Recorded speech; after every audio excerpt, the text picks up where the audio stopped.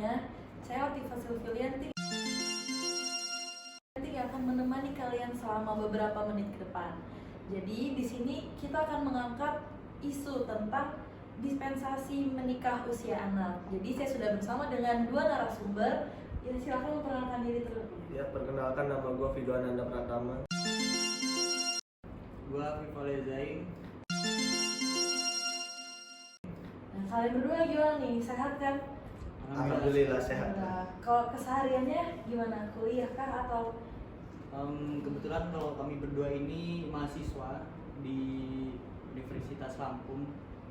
Jadi kita tertarik juga sih sebenarnya sama tema yang dibahas, karena sebenarnya kan di usia-usia kita kayak gini kan permasalahan tentang isu itu ya bener-bener relate gitu. Iya.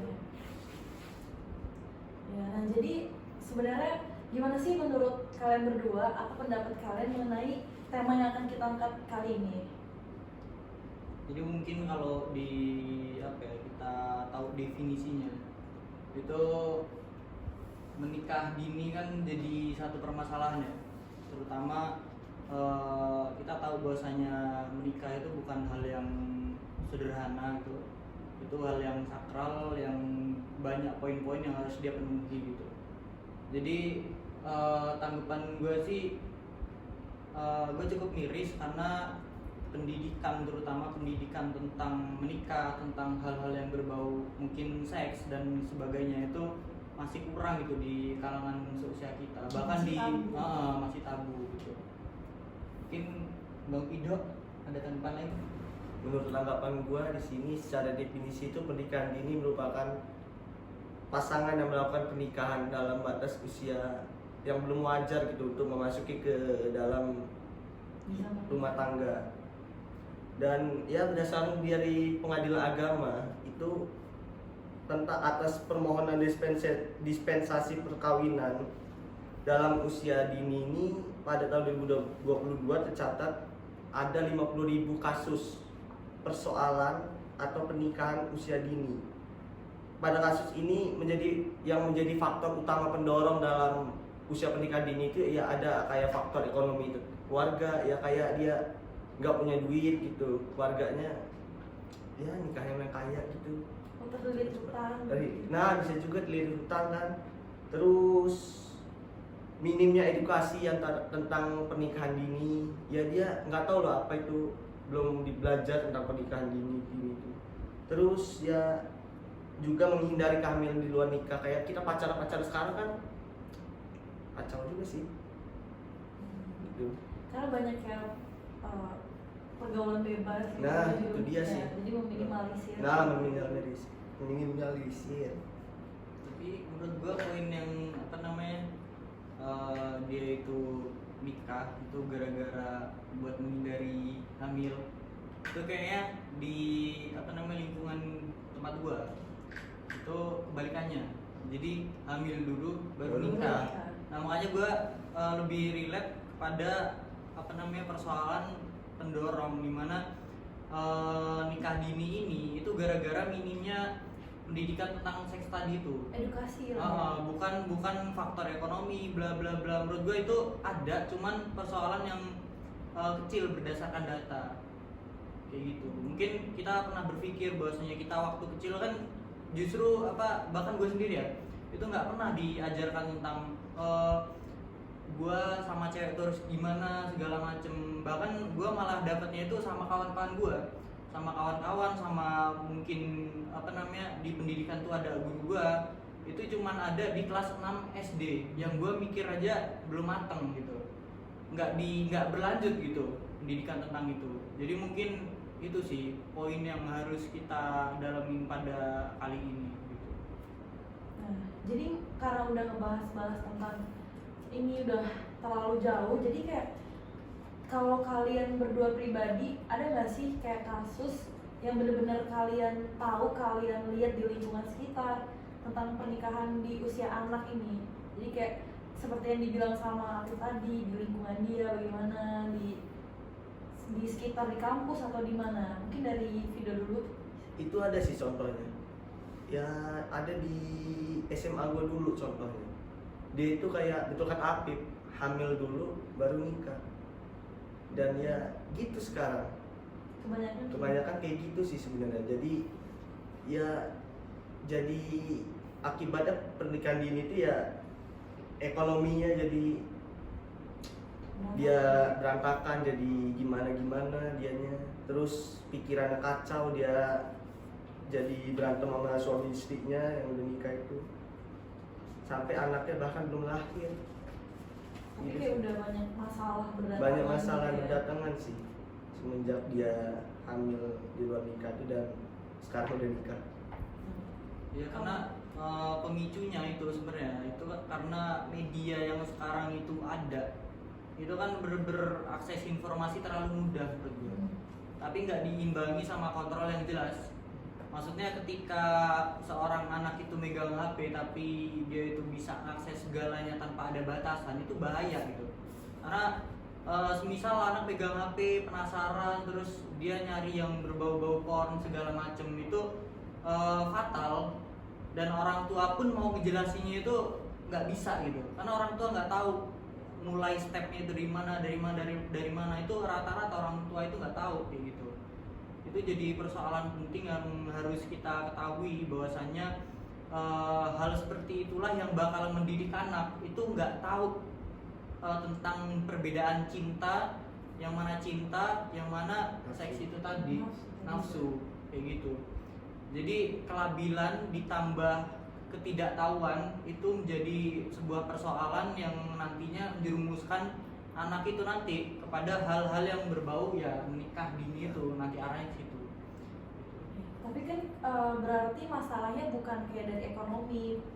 Selain hamil di luar nikah juga pasti banyak orang yang belum teredukasi juga kan dengan seharusnya menikah perempuan itu di usia 21, di laki-laki itu 25. Tapi masih banyak orang yang di bawah umur sudah menikah. Kalau menurut kalian berdua biasanya umumnya selain hamil duluan itu biasanya karena apa sih? Kalau menurut kalian pribadi? Ya itu salah satu keterbatasan ekonomi sih sebagai salah satunya. Ya kayak sebagai contoh kayak orang-orang kampung lah. Bapaknya si A, dia punya utang ke bapaknya si B. Bapaknya si A nggak mampu bayar utang, jadi ya dia bayar anaknya gitu ke Sebagai bapak pengganti utangnya. Iya, sama pola di kampung itu kalau gua ngelihat itu beda sama di kota gitu. Karena semisal kayak gini, kita lulus kuliah, kita emang rumah di kota, hal yang paling ditanya itu biasanya bukan persoalan nikah segala macam, tapi kerja gitu. Cuman patokan orang sukses ketika di kampung itu adalah dia itu udah bisa berumah tangga. Karena takarannya adalah ketika orang itu di kampung itu bisa punya rumah tangga, itu udah dikatakan dia itu punya pekerjaan yang layak. Padahal kan ada apa ya, itu satu kekeliruan gitu, yang ketika yang menjadi apa namanya, budaya yang layak gitu, dibilang layak di kalangan ya pedairan seperti itu gitu. Itu polanya. Karena di kampung saya sendiri itu banyak masih kayak gitu, karena biasanya apalagi kampung-kampung yang masih menerapkan nilai-nilai Islam ya, bukan, saya nggak ngarahkan kepada Islam itu gini gitu, cuman mereka tuh maksudnya mereka tuh gimana caranya menjaga agar gimana caranya anak itu udahlah nggak usah pacaran nikah aja langsung. Padahal kan tetap ada step-step yang harus dilewati kayak gitu. Seharusnya kayak gimana caranya kita matang secara pikiran, matang secara ekonomi, matang secara itu harus dilewatin terlebih dahulu. Nggak boleh dipaksain untuk bisa. Ya, karena banyak kasus juga orang yang menikah di usia anak, di usia dini rentan perceraian juga kan. Dia karena belum siap secara emosional, secara yang tadi Api bilang. Tadi kan kita udah bahas banyak nih tentang pernikahan anak di usia dini, terus banyak juga faktor-faktor yang mendukung mereka akhirnya menikah di usia yang seharusnya mereka belum menikah. Dari banyak-banyak faktor tersebut, jadi pengadilan agama tuh ngebuat kebijakan dispensasi. Jadi kayak mereka tuh kalau mau mengajukan pernikahan harus mengajukan dispensasi itu ke pengadilan agama. Nah kalau menurut kalian berdua dispensasi itu sebenarnya apa sih dispensasi? Boleh dari Vido dulu. Menurut gua ya secara definisi itu dispensasi adalah pemberian hak kepada seseorang untuk dapat menikah, walaupun ya meski seseorang tersebut belum memasuki usia menikah atau ketentuannya belum nikah, ketentuannya belum memasuki usia nikah atau syarat menikah gitu. Yang artinya ya seseorang itu diperbolehkan untuk dapat menikah di luar ketentuan yang ada Dengan mengajukan dispensasi tersebut. Dan ya pertanyaan lagi, dispensasi itu boleh nggak sih sebenarnya? Oke, kalau menurut Afif sendiri dispensasi itu sebenarnya apa sih dalam konteks menikah di usia dini ini? Sebenarnya kalau definisi sih udah selesai di video tadi ya, mungkin gue cuman nambahin aja sedikit. Jadi ya pada dasarnya dispensasi itu dibuat atas dasar pertimbangan hukum juga, bahwasanya nggak asal-asalan tetap, bahwasanya nanti poin-poin yang diambil ketika mereka mengajukan itu dilihat juga kesiapan dari merekanya itu seberapa. Karena dispensasi juga nantinya nggak bakal bisa dikasih kalau semisal poin-poin yang harus berlandaskan mendukung untuk dia itu bisa atau enggak itu terpenuhi gitu. Jadi dispensasi itu satu pengajuan yang diajukan oleh pasutri yang akan menikah itu ketika umurnya itu belum cukup, intinya kayak gitu. Jadi jika ada yang menikah di usia yang belum seharusnya menikah, bisa mengajukan dispensasi ke pengadilan agama. Iya, dan itu sebenarnya sifatnya itu melawan hukum. Gitu. Nah, karena dia melawan hukum, nggak sesuai dengan undang-undang, jadi muncullah kebijakan dispensasi menikah tadi. Nah, kalau menurut kalian berdua, dispensasi kebijakan ini sebenarnya baik atau buruk sih? Kayak sebenarnya kan pernikahan di usia dini itu banyak resikonya ya, kayak mulai dari kesehatan, semua segala macam. Menurut kalian nih, baik atau buruk? Kalau dari Vido gimana? Menurut gue ya buruk.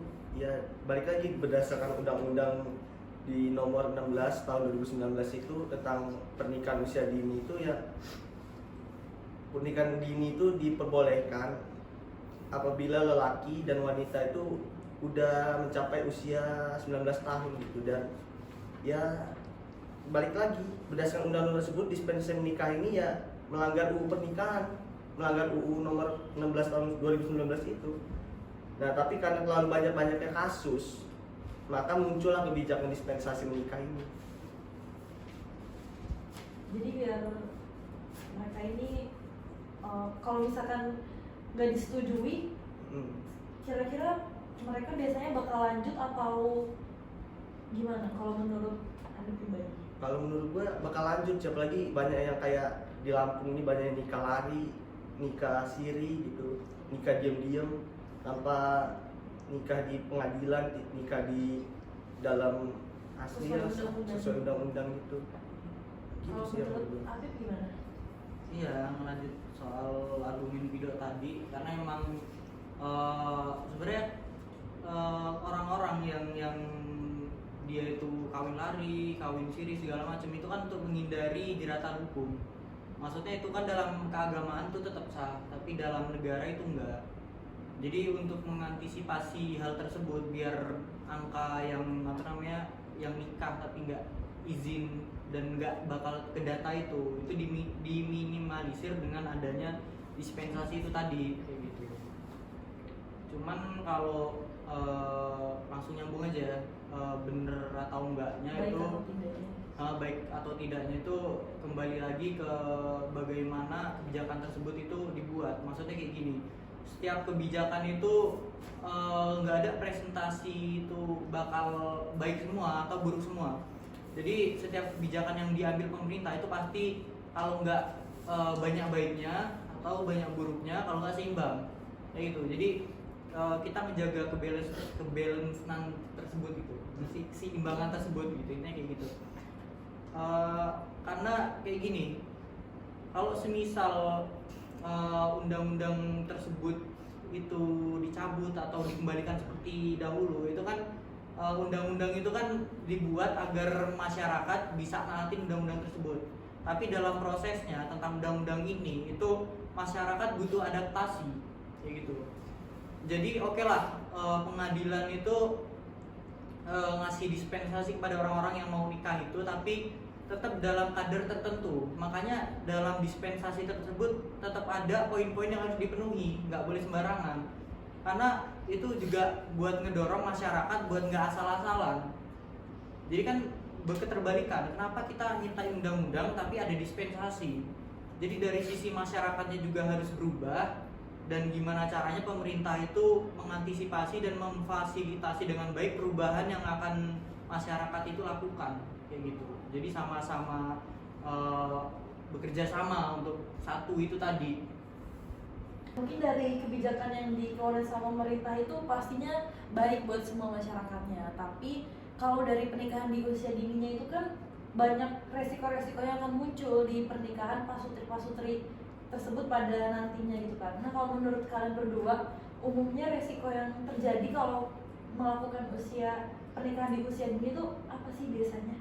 Ya ada beberapa alasan sih resiko itu. Ya pertama ada emosi anak yang kurang stabil gitu ya, sama-sama masih muda jadi emosi itu masih stabil, jadi pengen menang satu sama lain mereka ya.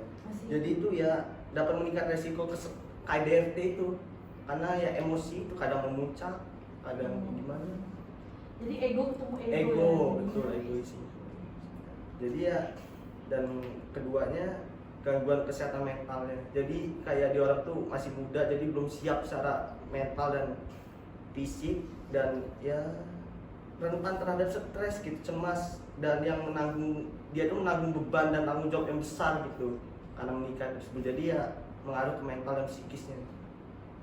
Terus yang ketiga masalah perekonomian, ya kembali lagi ekonomi lagi lah, karena ya dia udah menikah, kalau anaknya yang laki-laki ini belum memiliki pekerjaan ya susah juga sih. Ya bahkan gue punya contoh semasa SMA itu ya, kayak salah satunya teman gue lah, ada lah beberapa teman gue yang udah nikah gitu, dia jadi serabutan, pendapatannya belum pasti, bahkan dia nganggur sekarang, bertumpu pada orang tuanya. Coba kalau orang tuanya nggak ada gimana. Jadi ya itulah perekonomian itu yang belum stabil masalahnya. Jadi dia udah menikah tapi masih bergantung sama Orang tua, tuanya. nah itu dia. Nah terus yang keempat, sesuai yang tiga di atas itu masalah emosi, gangguan kesehatan mental, dan masalah ekonomi, ya balik lagi nanti pasti cerai lagi. Ujung-ujungnya perceraian. Ya nggak bisa diduga-duga lah perceraian itu, datang tiba-tiba langsung ditalak ya.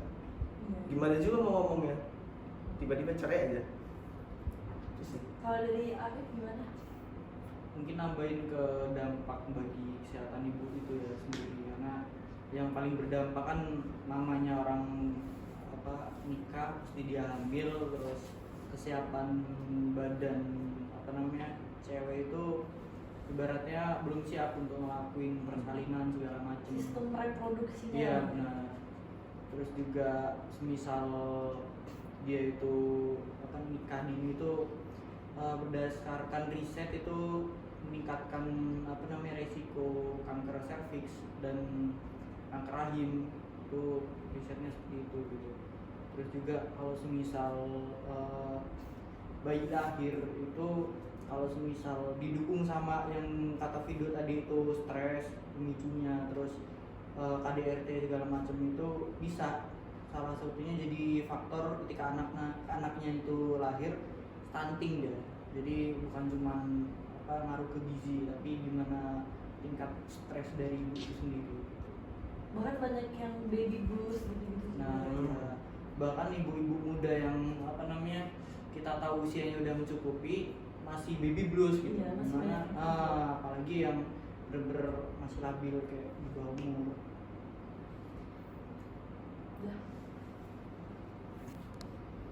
Dari banyaknya kasus yang udah kita jelasin tadi, dari resikonya, dampaknya, semuanya yang kita udah bahas dari awal sampai tadi terakhir ini, kan pastinya peran orang tua itu sangat penting ya. Peran orang tua, tapi bukan hanya orang tua juga, pemerintah juga seharusnya melihat kasus ini tuh bukan main-main gitu loh, karena banyak korbannya yang udah kena dan udah dirugiin sama kasus ini. Nah, menurut kalian berdua kira-kira seharusnya bagaimana sih peran orang tua sama peran pemerintah kepada anak untuk mengedukasi anak ini, seharusnya bagaimana? Ya, peran orang tua itu harus mengajak diskusi anaknya, terus memberikan pendidikan tentang bahayanya seks bebas, bahayanya pernikahan usia dini itu. Peran orang tua itu harus mengajak anaknya lagi untuk berdiskusi, untuk memberikan pendidikan terhadap bahayanya seks bebas itu, bahayanya pergaulan bebas itu, bahaya pernikahan usia dini itu. Nah, terus ya menerapkan aturan yang tegas di dalam rumah, kayak lu itu nggak boleh pergi jam 10 malam, lu itu nggak boleh main sama ini, lu itu nggak boleh ya bergaul dengan siapa gitu, harus dikenal gitu. Milih-milih ya. Harus milih-milih. Nah, balik lagi ke poin ketiga itu, memahami serta mengidentifikasi teman pergaulan dari anaknya. Ya, bokap tuh harus tahu lah, bokap nyokap itu anaknya ini main sama siapa-siapa aja, anak ini pacaran gak sih, anak ini temennya begajulan gak sih, temennya gimana sih, temen kampusnya aja ke temen mana-mananya aja gitu. Nah, terus yang keempat, memberikan pengawasan terhadap aktivitas yang dilakukan oleh anaknya. Nah, kan aktivitasnya untuk menghindari seks bebas itu atau pernikahan dini itu ya harus diawasi oleh orang tuanya. Kayak lu itu pacaran gak sih? Nah, dan yang terakhir itu orang tua itu harus mendukung hobi atau aktivitas anaknya selagi itu positif gitu. Kayak ya kalau anaknya ikut kegiatan positif, orang tua itu harus mengizinkan gitu. Kayak dia ikut kegiatan mahasiswa, apa dia ikut